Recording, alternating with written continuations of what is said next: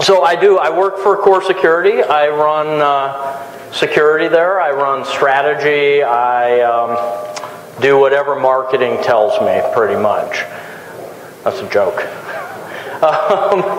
So one of the things that we do is we do vulnerability management, and I don't mean that we provide a vuln scanner and sell that in the marketplace. Instead, we look at what are the risks to your critical assets and how can you best secure them when you consider the threats and vulnerabilities that you face.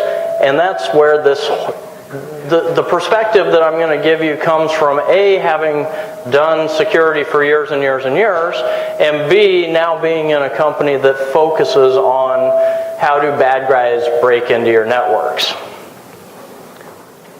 So they tell me that if I'm going to be a good public speaker, I should always start with a joke. So I'll give it a shot. A duck walks into a bar. Walks in,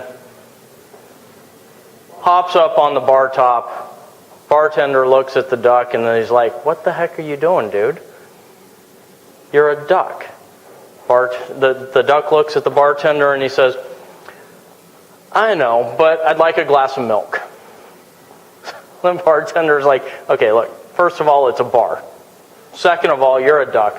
Third, we don't serve milk. Get out." But the duck leaves. Next day, at the exact same time, the duck comes in the bar, hops up on the bar top. The bartender's a little ticked off now. He's like, "Look, I told you yesterday you're a duck, and this is a bar. What do you want?"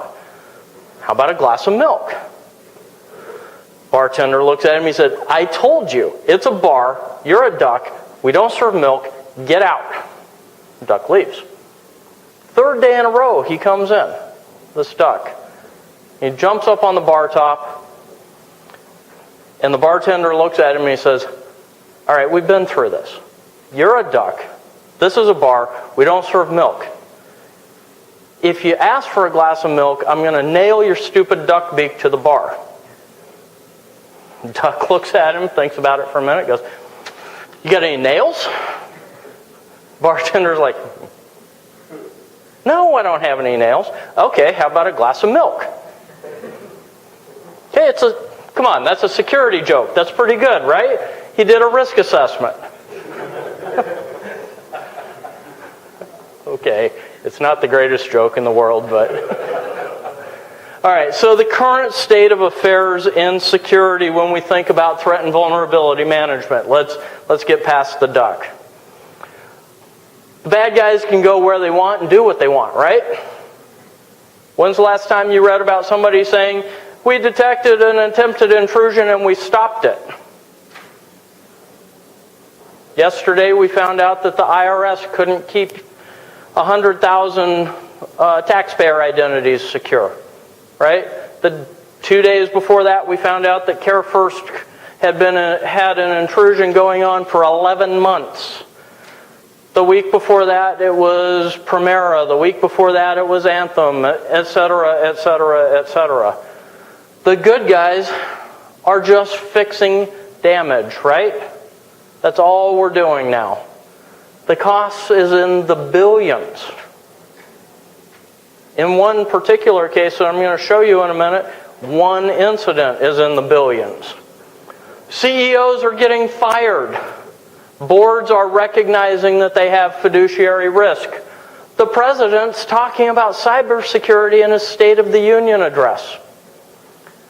As our keynote speaker, as Jim said this morning, would you have imagined a year ago that a nation state was going to attack a private company in order to prevent a comedy from being shown in a theater? That may not be exactly what happened there, but publicly anyway. I mean, we wouldn't have even imagined that, right? Until it happened. That's how bad it's gotten. We're not in a good place right now.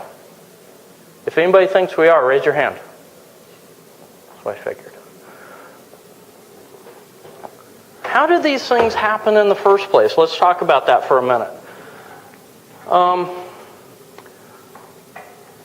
Talk about Adobe. Does anybody know how Adobe got exploited? How they got breached? Actually, it was Cold Fusion, but pretty close. So they had a server with a known vulnerability, with a patch, with an exploit in the wild that was a development server. It was never supposed to be connected to any production networks or the internet. Accidentally, miraculously, one of the interfaces on this server got turned on so that it was accessible via the internet and a production network.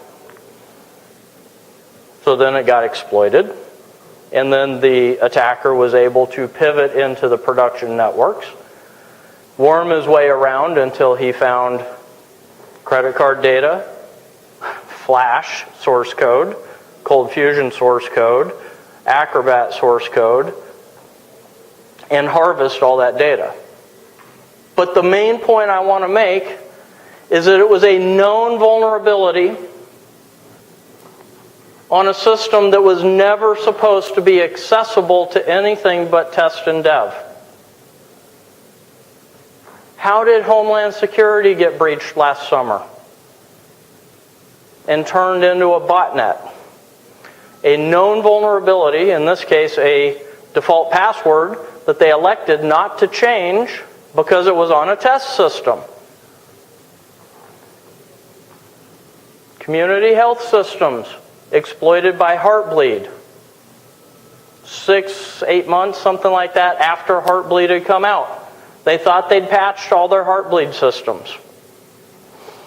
According to the Verizon DBIR, something like 97% of all incidents in 2014 were due to known vulnerabilities with published exploits.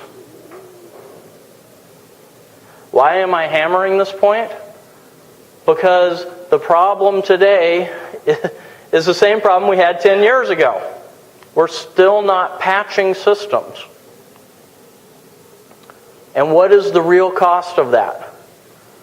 Target's publicly confirmed internal cost is $236 million as of their Q1 SEC filing, which is a lot of money. Okay, but the credit card fraud estimate, and this is according to the Charlotte Business Journal, the credit card fraud estimates between $1.2 and $2.2 billion. The card replacement costs are about $400 million. The card brands and the banks have filed lawsuits against Target to recover that money. They're sick and tired of paying all of that cost themselves. And they're tired of retailers not securing stuff, and then the fraud and the card replacement costs fall onto the card brands and the banks. If they win that lawsuit, Target's going to be liable for as much as $3 billion. That's a lot of money, even for Target. So this is a real, this is not in the past. Your boards, your CEOs weren't too worried about it, seriously. When they were talking about a few tens of millions here and there. They could fix it after the fact. But when they see themselves facing hundreds of millions, even billions, you know what, I'm not sure if you know, but to simply defend against that lawsuit will cost Target a couple $100 million in attorney's fees, internal costs, producing all the records that need to be produced, all the time of executives in court, et cetera, et cetera. And that's if they're successful and they win the lawsuit, a couple $100 million. That money comes out of net income. That money doesn't come, because nobody plans on $400, $500, $600 million worth of operating expense that they're just going to set aside in case there's a breach. So that money is being taken off the bottom line. What's leading to our inability to patch? So now that I've established that we have a really big problem, why can't we patch? It's not because we don't want to, right? Anybody in the room who doesn't want to patch vulnerabilities? I love it when I don't get hands up. Anybody in your IT operations group who doesn't want to patch vulnerable systems? No. Seriously, they want to patch them. They just want to do other things too, right? It's not that they don't want to patch them. They have lots of competing priorities. So there was this time where I finally was able to run a vulnerability scan of my network. Okay, and I worked for a hospital system that had 32 hospitals, 70,000 employees, right? 100,000 plus endpoints when you counted them all up. We ran a vuln scan, and we got this thing that said we had 490,000 vulnerabilities. And if you printed the report, it was like that. Okay, so can you imagine me, the CISO, I take this to my guy who's the VP of IT operations, works for the CIO. And I set that down on his desk and say, hey, could you patch that stuff by Monday? IT operations wants to too, but they don't know what to do with it. So he says to me, well, what you want me to do is scan and detect all the vulnerabilities. You want me to prioritize them somehow for you, and then you want me to patch them by Monday. I don't know how to do that. I don't know how they relate to my business. This is what he's telling me, and I turned it into bullet points for you. I don't know how they relate to my business. I don't know how to prioritize these vulnerabilities. Because you say that it's a critical vulnerability, but I asked one of my team, and it's sitting on a test server. We've heard this before, right? And so what happens is, and then on top of that, you show up with Heartbleed screaming and yelling about how bad Heartbleed is, the noisy news. This is the problem that not only security, but IT operations faces. It's a big data problem. I know we've heard it a million times, right? But it is. Thousands of computers or more. I had 100 and some odd thousand endpoints. Imagine if you're like AT&T with over 1 million endpoints. How many vulnerabilities? How many different ways can you be attacked? Are they exploitable or not? Only something like 5% of all vulnerabilities get commonly exploited. Does that attack pathway actually lead to sensitive data, or does it just end in a test network? This is the problem we have to solve, because otherwise you don't know what to patch and what to patch first. I'm not going to say that something should be left unpatched, but the truth is it probably will be if it's not critical. And we just have to live with that and focus on the critical stuff. Remember, I said I took that stack to the... So it's the same thing I just said, but now you can visualize the problem. You're handing that off to this IT operations guy or whatever, whoever it is responsible for it, and he doesn't know what to do with it. This is why we need to change what we're doing. We need to actually grow up and be mature about how we deal with vulnerability management. We need to know, these are the questions we have to be asking. Do we know what vulnerabilities threaten our business? I'm sure the folks at Adobe wanted to know that that Cold Fusion server was not patched and on an attack pathway. How about scanning? Are we doing it haphazardly, or are we, actually doing it on a routine, normal basis?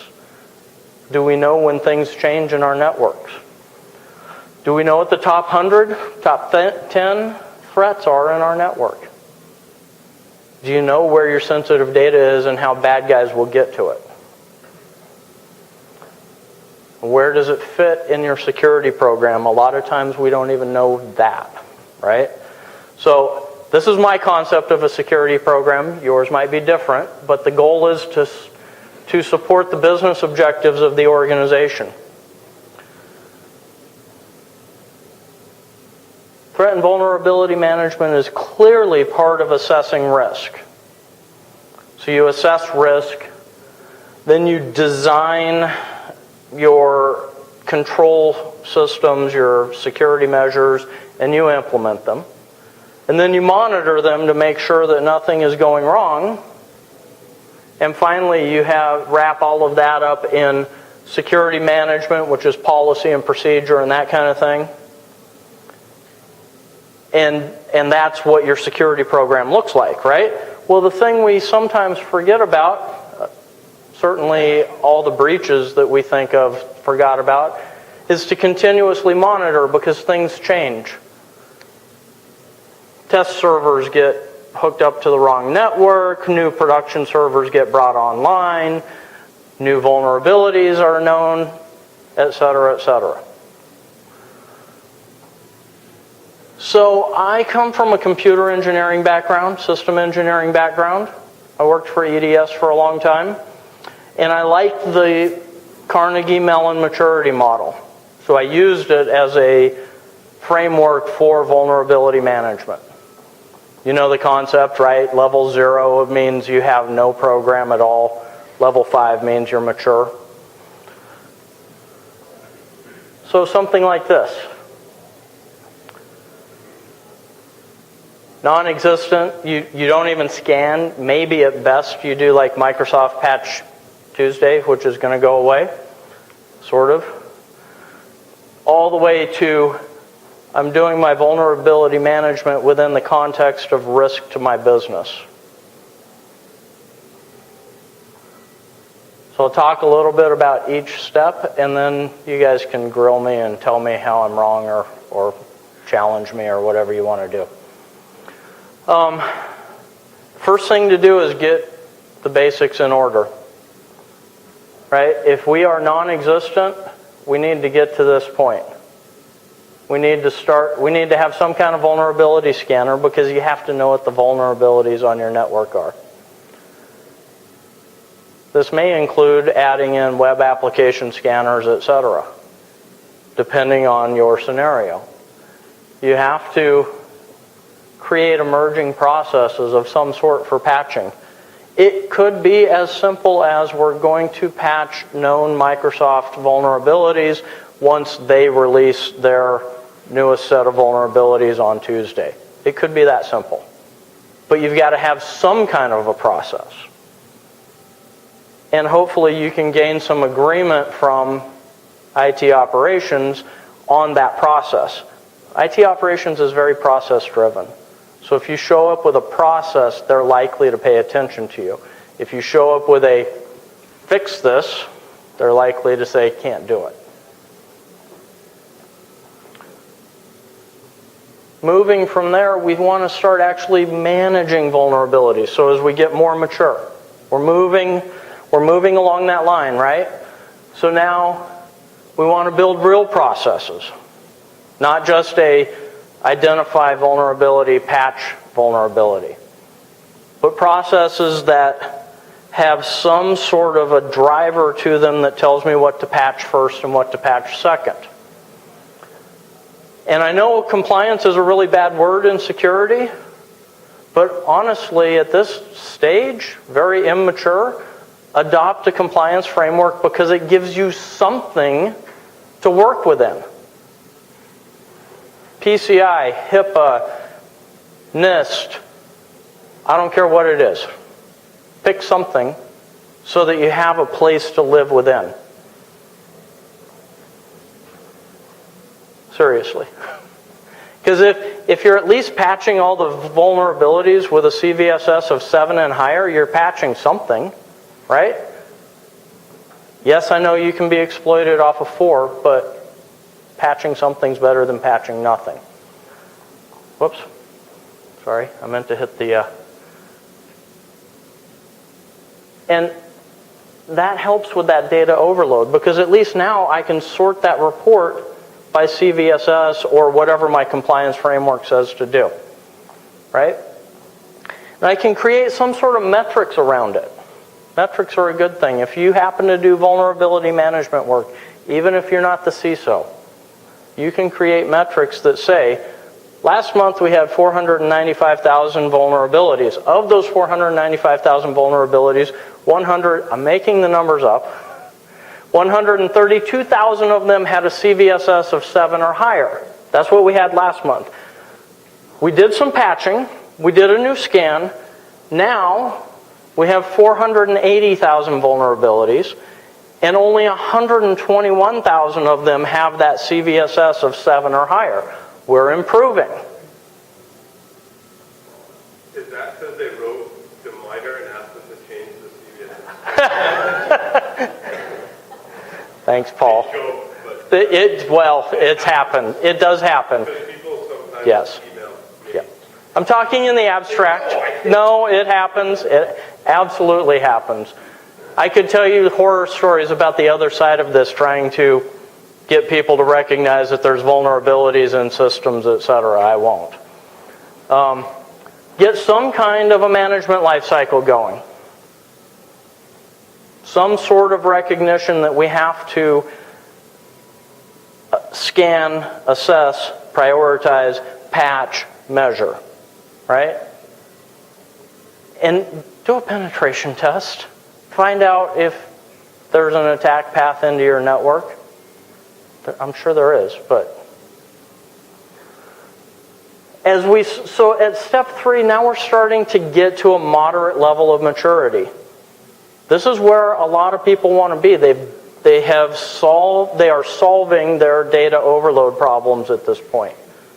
They may not be getting to optimization and to high-end risk management, but they're starting to solve the overload problem, and they're starting to do risk-based patching. So risk-based patching says, instead of patching because it's a CVSS of 7, because sometimes you can write to MITRE and get that score changed, and sometimes your CVSS is 4, but there's a known exploit, and the system has a pathway to a critical asset. So patching the 7 and higher didn't help you, right? So now we want to be risk-based. This vulnerability leads to a critical asset, regardless of the score. And this vulnerability over here leads to nothing. So I don't care about that one, I care about this one. That's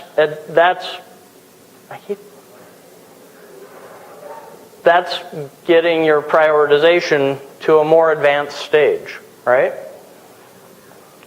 And your metrics now focus on improving security, not just measuring how many vulnerabilities I had and do I have less or more than I had last month, but now we want to focus our metrics on things like this vulnerability, by eliminating it, killed an attack path to a critical asset.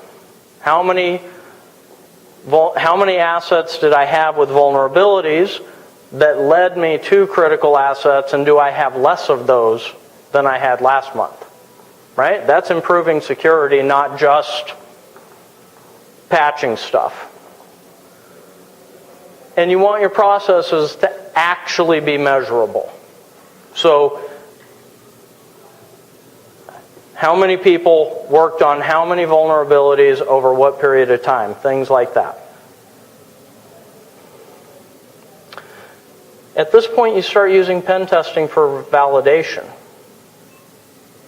So a IT ops guy says, yep, I patched that, and I broke that pathway. So now you come back and you get with your red team guys or your external pen testers, whoever does that work for you, and say, could you check? Could you validate that? Let's prove that we actually fixed that problem. Does that make sense?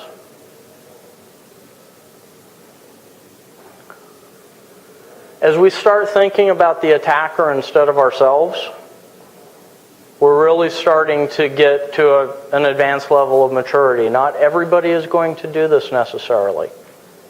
And that's okay, it's not the end of the world. But if you do, you start doing things like continuous processes. All right, so instead of I scan this week, I patch this week, I do my metrics this week, I rest on this week, and then I start the whole thing all over again. Instead, it's going to be something more like I am running a continuous set of activities. I'm scanning, patching, measuring all the time on a routine basis. And every time somebody says I patch stuff, that kicks off a new cycle of scanning and measuring. Instead of doing it in the I scan on Monday sort of way of doing life. That process now ties together security and operations, IT operations. It's not two separate processes anymore. It is security identifying the vulnerabilities, sending a data file off to IT operations receiving it, and that kicking off a process within IT operations to patch the most critical things immediately. And we start picking on other threat vectors besides just our network. Right? Up to this point, we've probably only dealt with network threats. But there's a lot of other threats. There's social engineering, there's Wi-Fi, there's mobile devices, there's web to network, there's web to web, there's all kinds of threat vectors that you need to take into consideration. So we're going to start adding those in.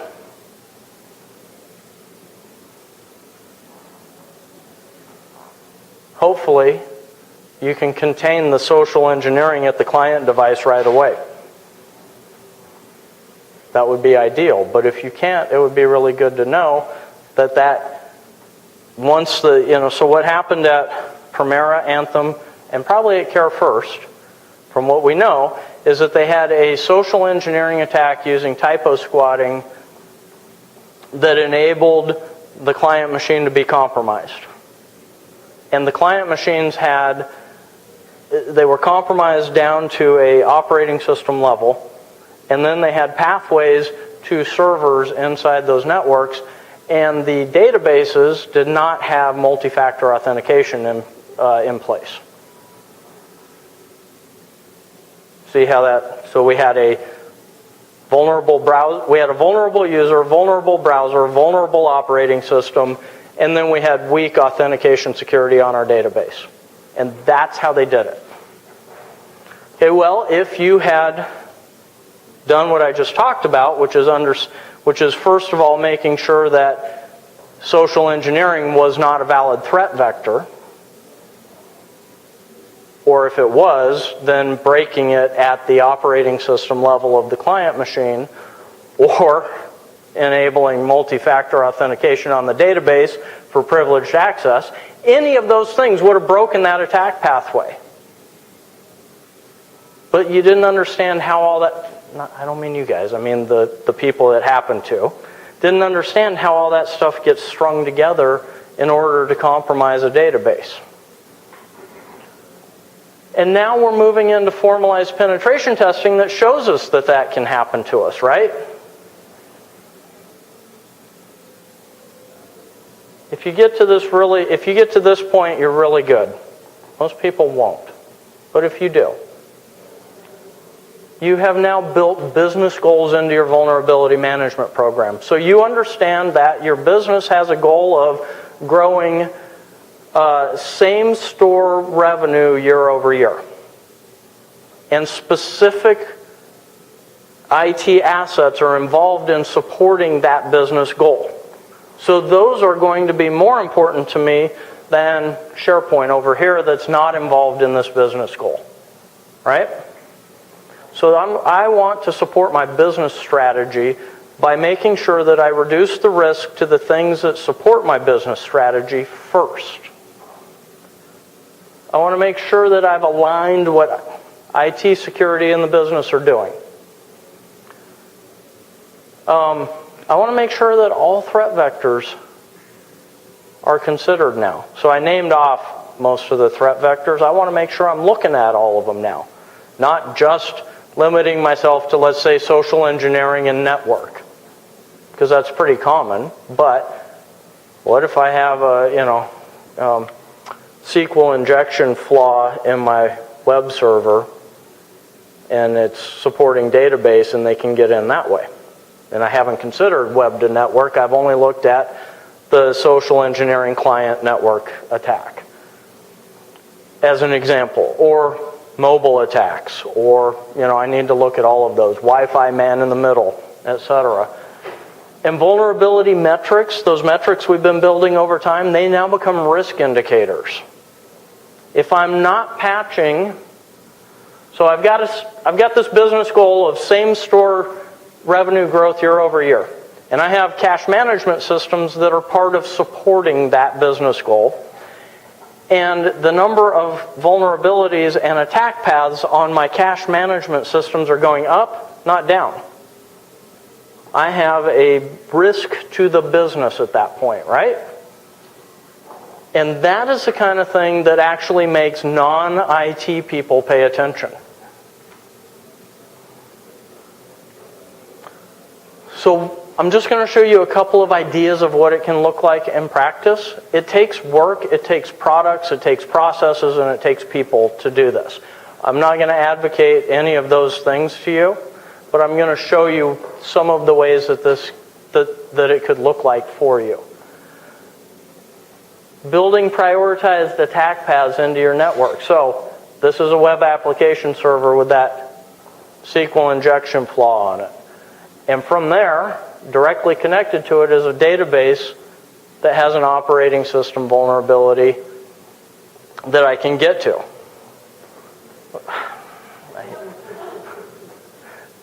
This thing and I don't get along. Et cetera, and that pathway leads me to this critical business asset. Let's say it's your credit card database. That seems kind of simplistic considering some of the things we've seen lately, but let's say it is, right? So understanding what this attack path looks like is important to understanding where and how to protect yourself. All of these are vulnerable systems, but only these lead me to here. So those are the ones I want to worry about first, because that makes a significant measurable risk difference. I want to continuously monitor. Why do I want to continuously monitor? Because how many examples did I give you of people who were breached by changes they didn't know about, or vulnerabilities they were unaware of? So static one-time scans, static one-time network diagrams are not enough. And by the way, your network, the way you diagram it and the way IT operations diagrams it, not how it looks to the attacker. So you might want to consider, really, this thing? You might want to consider this, because this is how it looks to your bad guy. You guys are laughing at me in my slides, aren't you? All right.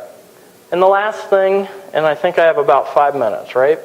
The last thing is you want to connect with the business. You want the business to understand that there are critical business assets that have to be protected and that can be protected.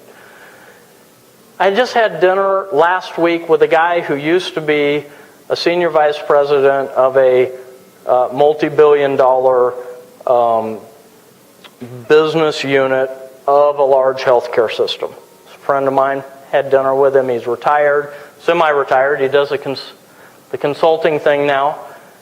And I said, our perception in security is that CEOs aren't all that worried about or aware of the threat and the risk. And he said, no, that's not true. But they think that their security guys are taking care of it. So you need to connect with the business and make it clear that that's not always the case.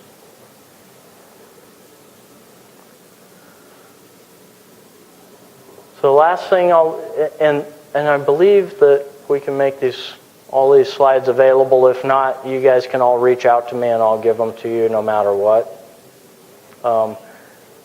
This is how you figure out where you want to be and what you want to do. And then you set about doing it. Whether you're a practitioner or a manager or a director or a security executive, you figure out ways to move yourself along that maturity model because it makes things better for your business. And at the end of the day, it actually results in some really cool things like more operational efficiency. If you've figured out which vulnerabilities are a priority and you've solved that data overload problem, there's some operational efficiency there, right? Because all of a sudden, instead of sorting spreadsheets, you're focusing on taking care of risk to the business, which is what you're paid to do. Just to give you, and of course that bottom line, right? I'm afraid to touch this now. But that bottom line, you're much less likely to be these guys. All right, however much time we have, I'll take questions. 2 minutes. So that means probably one. Other than Paul's question about sending emails to MITRE. Yeah. So oftentimes we run into challenges where for a product team that's within a product, running the inventory, figuring out what are all the embedded components before you figure out what's attached, right? Right. You don't know what you got. The other challenge is once you have that inventory, they're aware that they're all patches out. They may fix some security vulnerabilities, but the challenge is, yes, but that particular patch regresses in a functionality that we need. How do we strike a balance? Right. So security and IT essentially IT delivery to the business, right? So I was just having that conversation this morning, actually. That's a great question. So if you think about this, there's a point. So if I patch something and I create a problem for the business, that's a risk. If I don't patch something and it creates a problem to the business, it's also a risk. And what you need to do is determine when one risk outweighs the other one. Not easy to do, but this is where we need to start involving the business in the conversation, saying, if I patch the server, you're going to lose some functionality. However, I will reduce the risk of a bad guy stealing credit cards. Which one of those weighs higher and lower for you? That's the question that has to be asked, and that's in somebody else's hands. But you need to put it in the right hands. That's the real, and give them a real honest-to-God measurement of risk.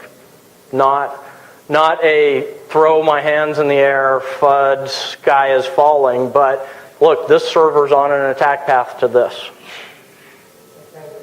Yep. Does that help? Great.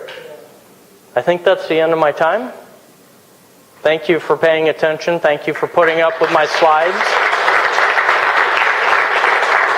If you want this slide deck, let me know. Give me a way to contact you and I'll send it to you.